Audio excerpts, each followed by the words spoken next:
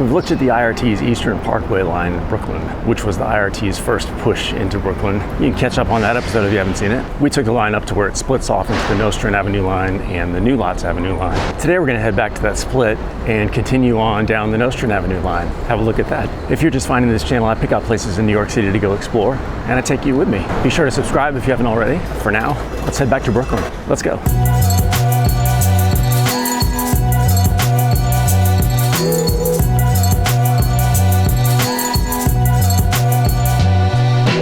Well, that was a 48-minute trip. So as part of Contract 3, the IRT agreed to build a subway line down Nostrand Avenue in Brooklyn. The line was supposed to extend all the way to Coney Island, but that never happened. The news of the construction of the line along Nostrand Avenue spurred development in real estate in the surrounding areas. The line was finally opened in 1920. So two of the tracks split off after the last station that we did in the Eastern Parkway line. The tracks diverged around Rogers Avenue at what's called the Rogers Avenue Junction and turned south toward here on the Nostrand Avenue line. That junction is very inefficient, and as you'll see, the terminal at the end of this line is also very inefficient, which limits capacity on this line. This first station on this line is President Street. It opened along with the rest of the line in August of 1920. This station is pretty deep underground. It's the northernmost station of the Nostrand Avenue line. It's also the only station on the line that has an island platform in the middle, which is odd because even the terminal doesn't have an island platform, which we'll see at the end. So island platform, two side tracks. The walls have the original dual contracts mosaics.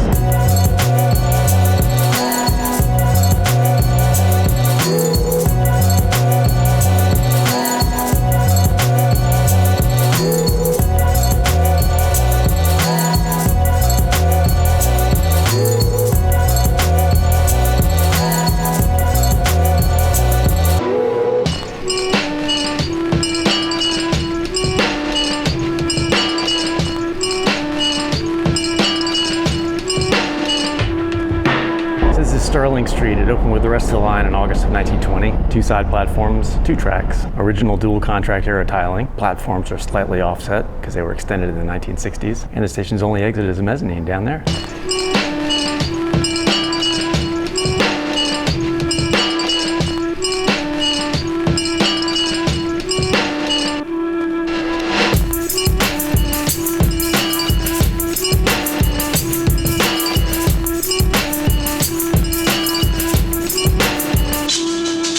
These look like they used to be bathrooms.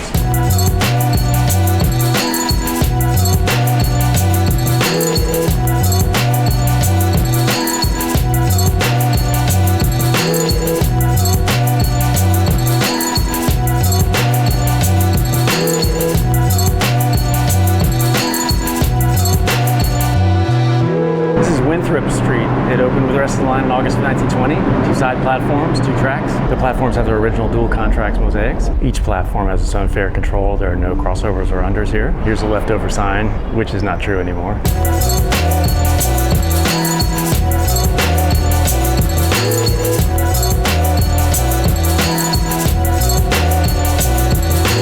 Where that old exit probably was.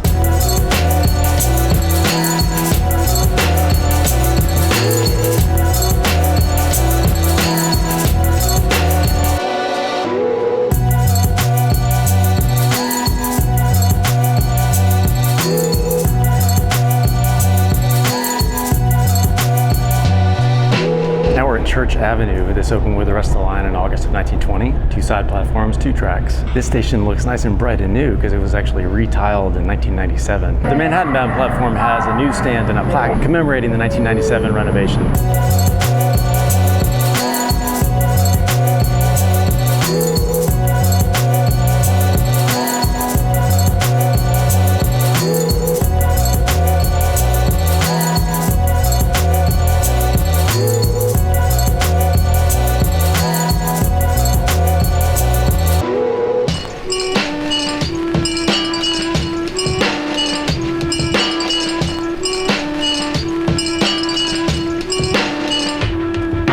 This is Beverly Rd, which opened with the rest of the line in August of 1920. Two side platforms, two tracks. Both platforms have the original dual contracts mosaics. The platforms are narrower and have kind of cinder block tiles down at the ends where they were extended, but the original part is wider. So interestingly, this is the same Beverly Rd that we saw on the Brighton line. You should check out that episode if you haven't seen it. But Beverly is spelled differently on this side of Flatbush Avenue. There's another E in there before the Y on the other half of Beverly Rd. Each side has its own fare control. There are no crossovers or unders here.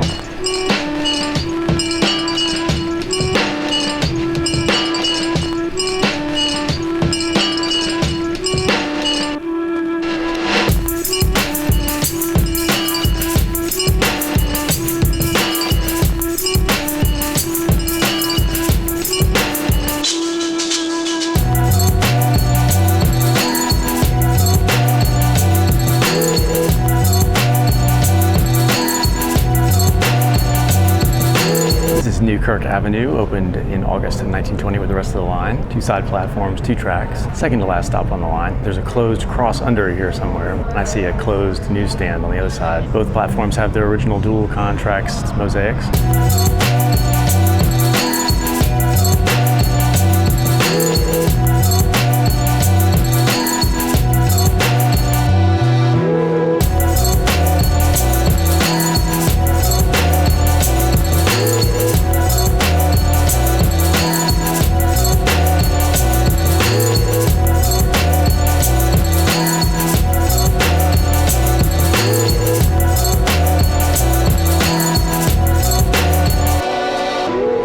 Flatbush Avenue, Brooklyn College. This is the terminal, and this is a weird terminal. It actually has 2 side platforms. It's the only terminal in the subway system that has that, and it's not very efficient. All the other terminals have an island platform, which makes it easier to pick whichever train is going out first. With this one, they did build a crossover, so it's like a U shape at the end, but you gotta kind of figure out which train is gonna be next to get to the right platform. They built it with the 2 side platforms instead of an island platform because they planned to take this line further south, but that never happened. The tunnels actually continue on several hundred feet past the bumper blocks at the end of the platform up to Avenue H. They just never took the line any further.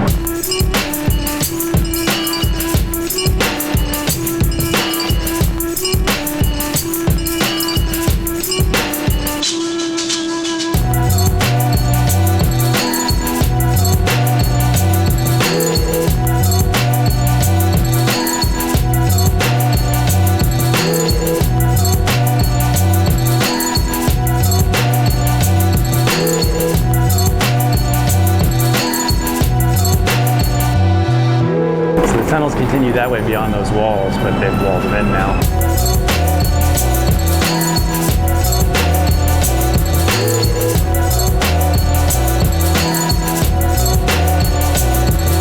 So that's it for the Nostrand Avenue line.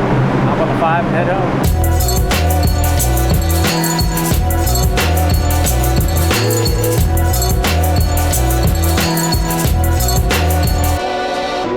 I'm back up to the east side. It's raining a little bit now. It's only about 50 minutes to get back. The problem is that now I've done all the subways that are close to me, so I'm having to travel to the outer edges of the boroughs to get to the rest of the lines. That's all right though. That was a nice look at the Nostrand Avenue line. Some nice IRT dual contracts, contract 3 line. I'll head up and hit that other part of the spur, the new Lapse Avenue line, sometime soon. If you're just finding this channel, be sure to check out all the rest of the episodes already available up to the east side on YouTube. Like and subscribe, tell all your friends about it, and look for new episodes every Friday. Thanks for coming with me to explore New York City. I'll see you next time.